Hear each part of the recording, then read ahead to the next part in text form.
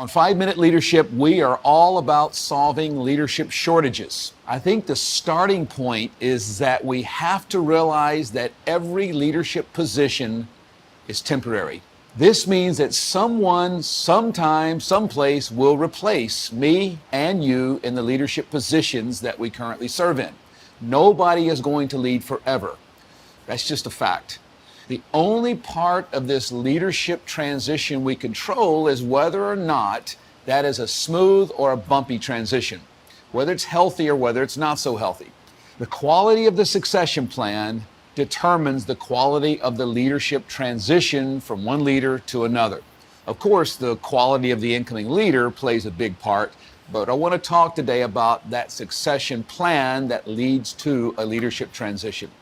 If leadership transition is an unavoidable fact of life, then the question is, when do we start that plan? When do we plan for transition? Marshall Goldsmith, who's a CEO transition coach in the corporate world, he says that it is common today for the very first agenda item at the very first board meeting of an incoming corporate CEO, that topic, that number one agenda item is to talk about that leader's transition out. So imagine that the first day of work, we're talking about how that work will end. Now, it's an important reminder to a new CEO that leadership is temporary. This idea of the temporary nature of leadership is designed to create a humility, but also an urgency in the new leader. Both of these, humility and urgency, are essential for leadership success in any leadership position. The average age of an S&P 500 CEO retiring or moving on to another job or another career is 58 years old. The average age of a megachurch senior pastor moving on, retiring, passing the baton is 65. So in the corporate world, it's 58.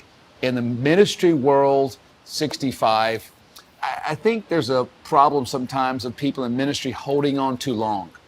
Sometimes it's because of a theological position that doesn't include any kind of retirement. Sometimes it might be a misunderstanding of calling, that calling can't change, that I'm called to this and I'll do this till I die. The research I've looked at talks about the top 2 reasons are emotional and financial, why some people hold on maybe too long.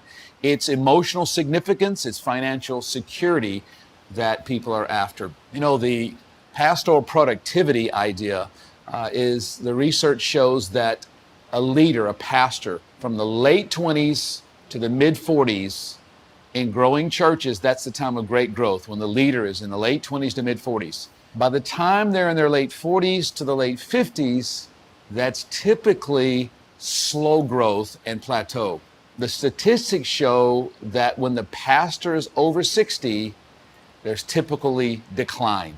Now, that's not to say there aren't some outliers, and some pastors who are in their 60s and 70s and 80s are still leading churches and ministries to great growth, but statistically, great growth comes with younger leaders. Middle-aged leaders represent slow growth and plateau, and older leaders, typically things start to decline. I'm not saying that if you are in your 50s or 60s, it's time to quit. But what I am saying is, no matter how old you are, if you're in your 20s, your 30s, your 40s, your 50s, 60s, if you're 80s, 90s, you need to be thinking about a succession plan and thinking about and working toward a smooth transition whenever that would happen. Because leadership is temporary. None of us lead forever. Someone is going to follow in our footsteps, and our goal is to make them as successful as we possibly can, and to make that transition as easy and smooth and healthy as possible.